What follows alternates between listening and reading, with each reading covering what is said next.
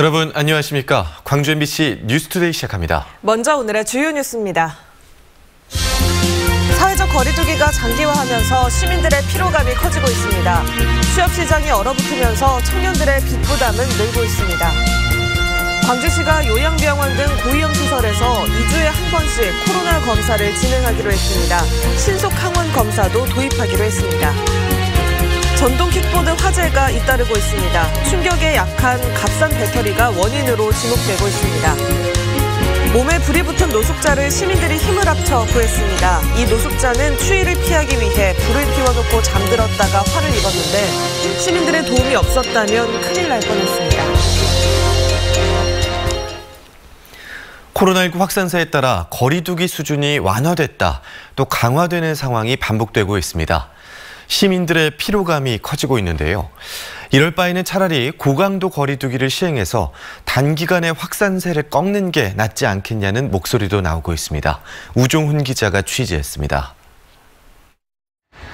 강화된 거리두기 2단계가 시행된 광주 도심의 한 카페. 카페엔 점심시간임에도 손님이 없습니다. 길어지는 코로나의 업주들은 손님이 붐벼도 걱정, 손님이 찾지 않아도 걱정입니다. 사람들이 좀 많이 오면은 많이 올수록 코로나 때문에 더 걱정이 되고, 또 안 오면은 안 오는 저희 개인적인 매출도 있고. 포장 배달을 하지 않아 저녁 10시면 문을 닫고 있는 음식점. 업주는 거리두기가 격상되면 확진자가 줄고 완화되면 확진자가 다시 늘어나는 상황에 피로감을 느낍니다. 이럴 바엔 당장은 매출이 줄더라도 단기간에 강력한 조치를 하는 게 낫다고 주장하기도 합니다. 좀 더 하나 덜어놔. 이게 뭐 장사 안 되는 거 마찬가지니까 확 더 줄여가지고 아주 이걸 완전 더 줄여가지고 장사를 하는 게 차라리 낫지. 연말 외출을 삼가고 있다는 한 시민도 차라리 거리두기 단계를 높여 확산세를 잡는 게 고통을 줄이는 길일 수 있다고 말합니다. 자영업자분들에게는 좀 피해가 클 수도 있는데, 그래도 지금 1000명이 넘으니까 그래도 좀 단계를 높여야 된다고 생각을 합니다. 광주 교도소를 시작으로 코로나가 재유행한 지난 11월부터 한 달여간 거리두기가 격상되거나 완화된 건 모두 7차례. 코로나는 잡히지 않고 거리두기 단계 조정만 이어지는 상황 속에 자영업자와 시민 모두 지쳐가고 있습니다. MBC 뉴스 우종훈입니다. 코로나19 위험 시설에 대해 4주 간격으로 진행되던 진단검사가 2주에 한 번씩으로 강화됩니다. 광주시는 요양시설을 중심으로 한 코로나 감염 사례가 잇따라 발생함에 따라 4주 간격의 고위험 시설 전수검사 주기를 2주로 단축해 실시한다고 밝혔습니다. 또한 고위험 시설 전수검사 방식을 신속 항원 검사나 타액 유전자 증폭 검사 등으로 다양화하고 검사 대상도 전체 입원 환자로 확대할 계획입니다. 눈은 대부분 그쳤고요. 겨울 추위도 어제보단 덜하겠습니다. 오늘 광주의 아침 기온은 영하 4.5도로 아침 기온은 어제와 비슷합니다. 매우 추운 날씨 보이고 있는데요. 낮부터는 한기의 영향이 점차 수그러들면서 오늘 한낮 기온 4도 안팎으로 어제보다 3도가량 높은 기온 보일 것으로 예상됩니다. 어제에 비해 기온이 오르긴 하지만 여전히 매우 추운 날씨 보이고 있습니다. 옷차림 따뜻하게 하고 나오셔야겠고요. 감기 걸리지 않도록 건강관리 잘 하셔야겠습니다. 대부분 지역에서 눈은 그쳤지만 서해안을 중심으로는 오늘 오전까지도 1cm 안팎의 눈이 내릴 것으로 예상됩니다. 어제까지 이미 많은 눈이 내린 데다 오늘도 눈이 이어지기 때문에 도로가 얼어서 길이 미끄러운 곳이 많겠습니다. 교통안전 또 보행자 안전에 주의하시기 바랍니다. 광주와 전남 대부분 지역에서는 오늘 가끔 구름 많은 날씨가 이어지겠습니다. 전남 동부 지역을 중심으로는 오늘도 건조주의보가 이어지고 있습니다. 각종 화재 사고에 주의하시기 바랍니다. 날씨 정보였습니다. 코로나19가 장기화하면서 일자리가 넉 달 연속 줄어들었습니다. 특히 자영업자의 몰락으로 청년 일자리도 많이 감소하고 있는데요. 실직 상황이 길어지자 채무 상담을 신청하는 청년들도 급증하고 있습니다. 이재원 기자가 보도합니다. 구도심의 상징 광주 충장로 일대입니다. 입구부터 빈 점포들이 눈에 띄더니 중심 상권에서도 새 주인을 찾는 현수막을 쉽게 찾아볼 수 있습니다. 이 같은 자영업자의 몰락은 청년 일자리 감소로 이어지고 있습니다. 특히 사회적 거리두기 강화로 식당과 카페의 영업시간이 줄어들면서 일자리 구하기는 더욱 힘들어졌습니다. 자영업자분들도 카페에서 시간도 좀 제한적이고 손님도 안 오다 보니까 알바생을 구하기에도 좀 문제가 있고. 코로나19로 고달퍼진 청년들의 현실은 취업률과 실업률 통계에서도 고스란히 나타나고 있습니다. 지난달 광주 지역 취업자 수는 74만 4천 명으로 지난해 같은 기간에 비해 19,000명이 감소했습니다. 지난 8월 이후 넉 달 연속 감소한 것으로 실업률도 무려 1.5%포인트 상승한 4.3%를 기록했습니다. 청년 수요가 많은 업종에서 일자리 감소폭이 두드러진 영향이 컸습니다. 올해 같은 경우는 공연 같은 경우도 못하고 행사도 못한 그게 많이 있거든요. 또 소매 숙박업 이쪽이 또 많이 줄었고요. 건설업도 많이 줄었습니다. 이처럼 줄어드는 일자리는 청년들의 채무 문제로 이어지고 있습니다. 청년 드림은행에 재무 상담을 신청한 청년들은 지난해보다 30% 이상 증가했고 3개월 이상 연체를 호소하는 청년들도 지난해보다 2배 이상 늘었습니다. 부채나 돈 연체 혹은 이제 당장의 생활비가 없어서 이것들을 어떻게 해야 될지 고민되셔서 많이들 찾아오고 계십니다. 특히 젊은 시절의 경제적 문제는 우울감 같은 심리적 문제로 이어질 수 있어 청년들이 극한 상황에 내몰리지 않도록 대책이 필요합니다. MBC 뉴스 이재원입니다. 한 노숙인이 추위를 피하려고 불을 피워둔 채 자다가 몸에 불이 옮겨 붙었는데요. 지나가던 시민이 이를 발견하고 노숙인의 목숨을 구했습니다. 조금만 늦었어도 큰일 날 뻔했던 아찔한 상황이었습니다. 송정근 기자입니다. 지난 13일 새벽 인적이 드문 거리에 차량 한 대가 좌회전을 하자마자 환한 불꽃이 보입니다. 차량이 불꽃으로 점점 다가가자 윤곽이 서서히 드러납니다. 몸에 불이 붙은 사람이 불을 끄기 위해 몸부림치는 모습이었습니다. 꺼져야 되는 거 아니야? 여자친구를 집에 데려다 중이던 30살 김보건 씨는 차량을 급하게 세운 뒤 곧바로 119에 신고했습니다. 그리고 바로 구조 작업을 시작했습니다. 김 씨는 차량 안에 있던 담요를 가지고 와 자신의 여자친구와 함께 노숙자에게 붙은 불을 끄기 시작했습니다. 노숙자 50살 A씨에게 붙은 불은 5분 만에 모두 꺼졌고 건물에 옮겨 붙은 불도 주변에서 달려온 시민들과 함께 진화했습니다.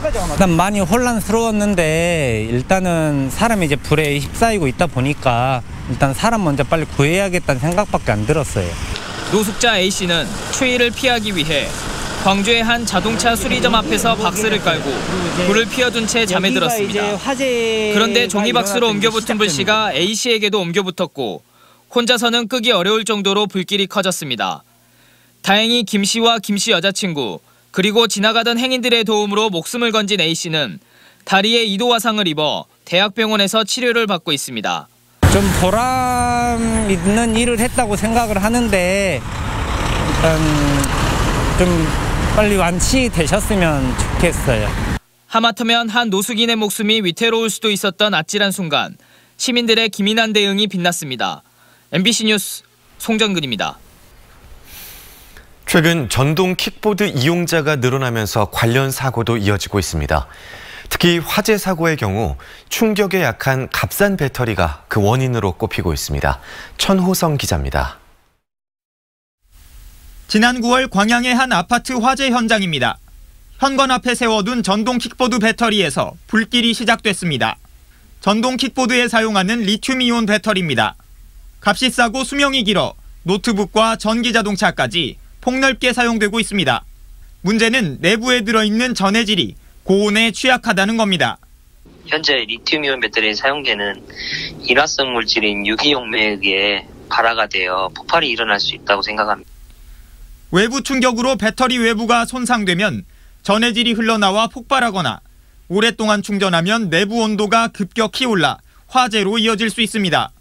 하지만 제작업체들이 수익을 위해 내부 방화벽이 많지 않은 값싼 중국산을 사용하면서 위험을 키우고 있습니다. 과충전이 되지 않게 늘 확인하시고 충전하시는 장소 주위에 가연성 물질을 비치하지 않기 바랍니다.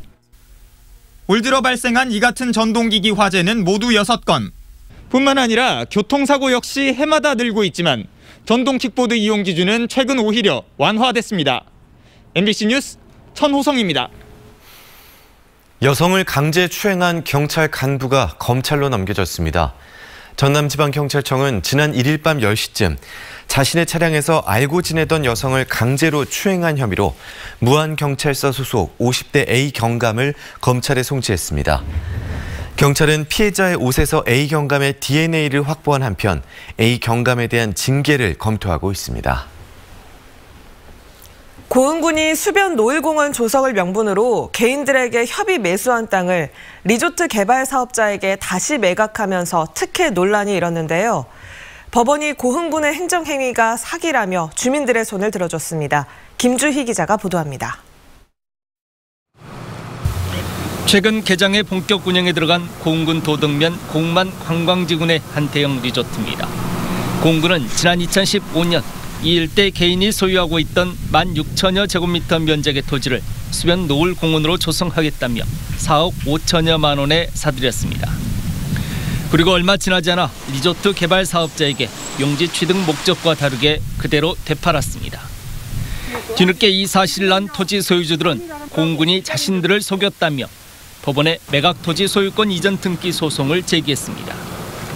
2년 7개월여의 지리한 법정 공방 끝에 법원은 최근 토지 소유주들의 손을 들어줬습니다. 재판부는 고흥군이 용지협의 매수 과정에서 토지 소유주들을 의도적으로 속인 사실이 인정된다고 밝혔습니다. 그러니까 고흥군이 사기에 의한 것이므로 협의 취득한 용지에 대해 말소 등기 절차를 이행하라는 겁니다. 또한 개발 사업자 역시 고흥군의 토지 소유주들과의 당시 협의 보상 과정을 인지하고 있었던 만큼 악의의 제3자에 해당한다며 원상회복을 판결했습니다. 토지 소유주들은 재판부의 판결에 크게 고무된 상황입니다. 법원에서도 명확하게 고흥군의 잘못이라고 판결이 나왔습니다. 고흥군도 이제는 고흥군의 잘못을 바로 인식하시고 반성하고 바로잡을 수 있는 기회가 됐으면 좋겠습니다. 고흥군은 크게 당혹해하는 분위기입니다. 조만간 논의 과정을 거쳐 항소 여부를 결정할 계획입니다. 판결문을 저희들이 받고 나서 우리 관련 부서 건설과와 또 우리 소속 고문 변호사인 변호사와 이렇게 상의해서 앞으로 추후 대응 방안을 마련해서 진행할 예정입니다. 수년 동안 지역 내에서 지리한 논란의 중심에 있었던 공만 수변 노을공원 조성 사업 특혜 의혹. 법원의 이번 판결로 특혜 의혹의 진실은 가려졌지만 향후 행정과 법적 절차의 이행 여부를 두고 지역 내 진통은 앞으로도 상당 기간 계속될 전망입니다. MBC 뉴스 김주희입니다.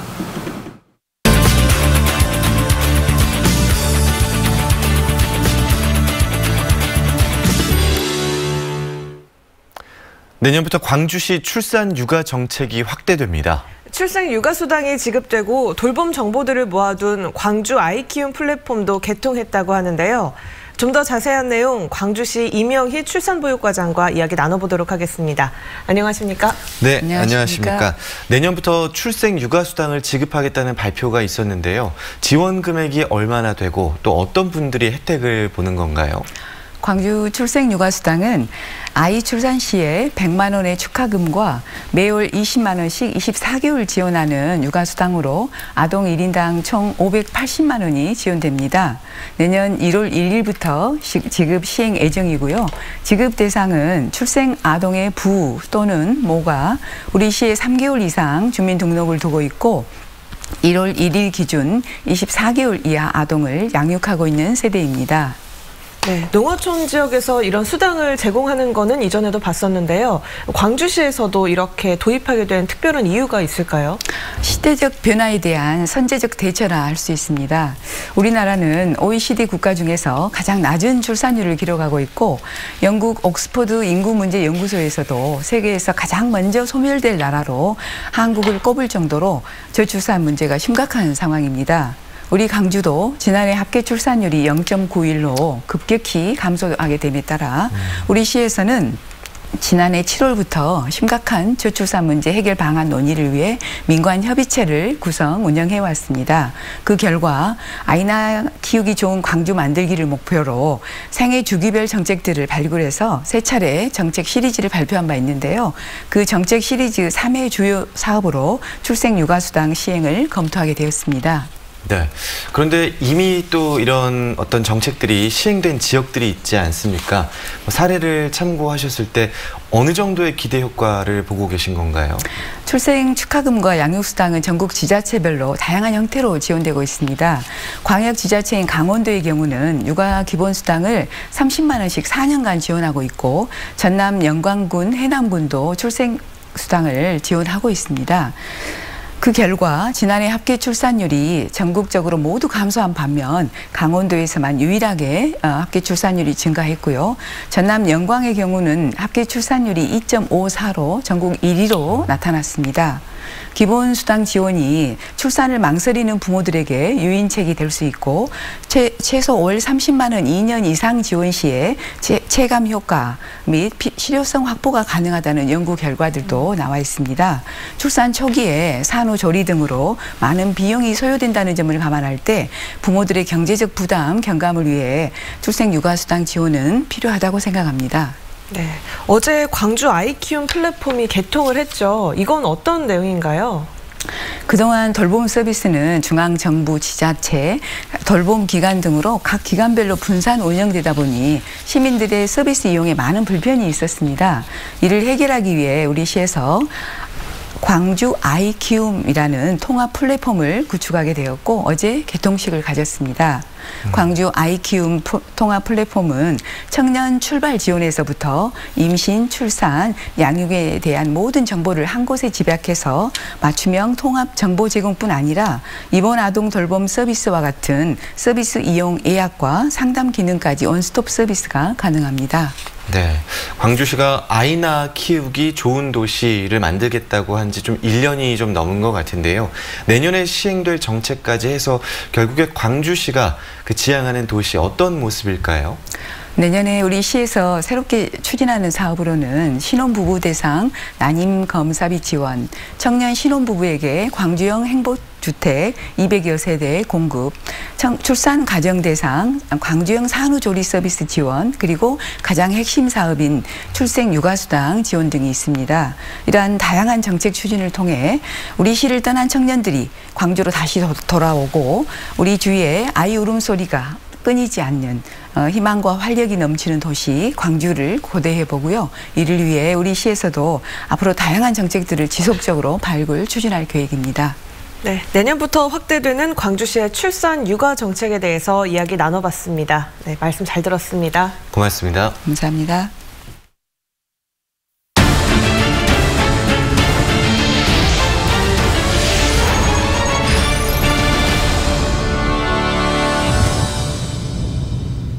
(5.18) 민주화 운동의 정체성을 담은 시각 상징물이 여론 수렴을 통해 확정됐습니다.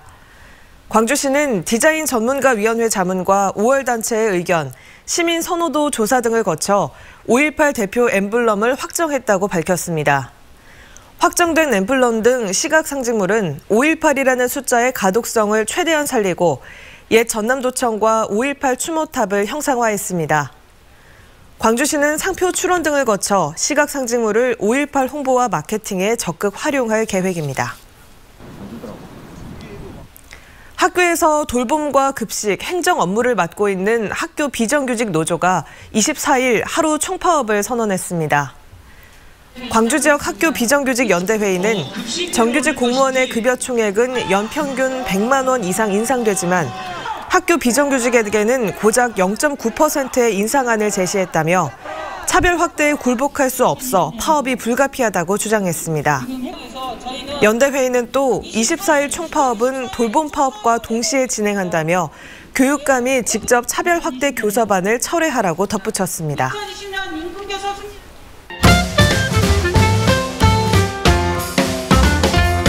광주 자연과학고등학교 재학생이 2020 가오슝 국제발명 디자인 박람회에 한국 대표로 출전해 은상을 받았습니다. 자연과학고 식품과학과 심수민 학생은 마스크 밀착 패치를 개발해 좋은 성과를 거뒀는데요. 마스크가 피부에 밀착되지 않아 필터링이 잘 안 되고 안경에 김이 서리는 등 문제점을 해결하기 위해 이런 발명품을 개발했다고 합니다. 심수민 학생은 남을 도울 수 있는 발명가가 되겠다며 소감을 밝혔습니다.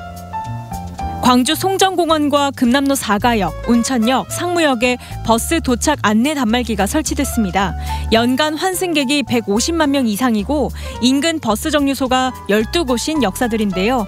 기존에 단말기가 있었던 광주 송정역과 남광주역에서 시민들의 반응이 좋았기 때문이라고 합니다. 광주시는 내년에는 광주 종합버스터미널에도 해당 단말기를 설치할 예정입니다.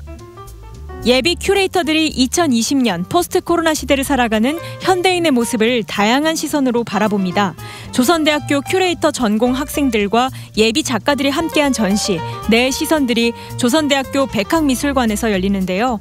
특히 참여형 콘텐츠를 통해 시민들의 관심을 유도할 예정입니다. 21일부터 24일까지 만날 수 있습니다. 국립아시아문화전당 송년음악회가 이번 주 토요일 예술극장 극장 1에서 열립니다. 올해는 뮤지컬 배우 이지훈의 사회로 국내 최정상 뮤지컬 배우들과 국악그룹의 공연, 오케스트라 협연을 감상할 수 있는데요. 연말에 어울리는 호두까기 인형 모음곡, 국악을 기반으로 한 실험적 음악 등이 무대에 오릅니다. 또 이지훈, 정선아의 뮤지컬 무대도 준비돼 있습니다.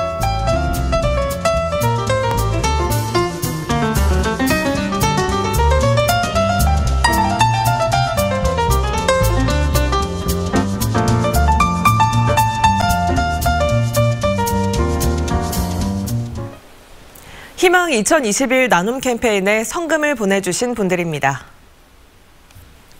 우보건설 최용한 대표가 30만 원, 능주면 자율방범대원들이 20만 원, 화순군 화순읍 교리 1위 주민들이 89만 원, 병라 1, 2 주민들이 25만 원, 동구리 주민들이 6만 원, 화순군 화순읍 주도 1위 주민들이 10만 원, 앵남 1위 주민들이 8만 원, 만연 1위 주민들이 20만 원, 도곡면 대곡 1, 2 주민들이 20만 원, 도곡면 새마을 부녀회원들이 20만 원, 한평군 신광면 삼덕 3, 2 주민들이 20만 원, 배군 1, 2 주민들이 20만 원, 원산 1, 2 주민들이 18만 원, 신광면 송태갑 씨가 20만 원, 신광면 농촌 지도자 회장 김옥수 씨가 10만 원, 나주시 노안면 유곡 1위 하치마을 주민들이 14만 원, 양천 1, 2 금동마을 주민들이 20만 원, 용산 1, 2 기룡마을 주민들이 12만 2천 원, 유곡사리 버드실마을 주민들이 10만 원, 장성군 북이면 신월 3, 2 주민들이 10만 원 보내주셨습니다. 성금을 보내주신 분들께 감사드립니다.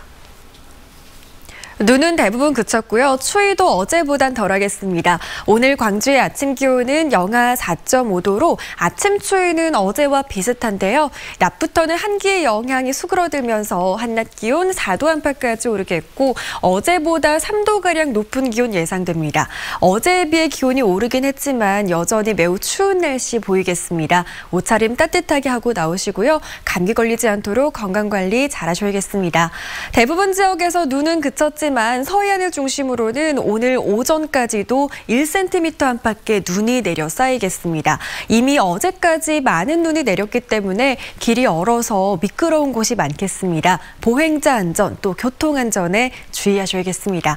그 밖에 광주와 전남 대부분 지역에서는 눈 소식은 없겠고요. 오늘 가끔 구름 많은 날씨가 예상됩니다.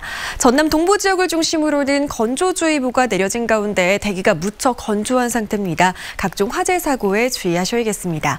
광주의 현재 기온 영하 4도 안팎 보이고 있습니다. 장성과 나주에서는 영하 6도 안팎의 기온 보이고 있고요. 영광에서는 영하 7도 안팎으로 매우 추운 날씨 보이고 있습니다. 목포의 현재 기온 영하 3도 안팎 보이는 가운데 한낮 기온은 4도 안팎으로 어제보다 3, 4도가량 높은 기온 예상됩니다. 곡성에서는 영하 10도에 가까운 기온으로 매우 추운 날씨 보이고 있습니다. 바다의 물결은 최고 2m에서 2.5m로 일겠습니다.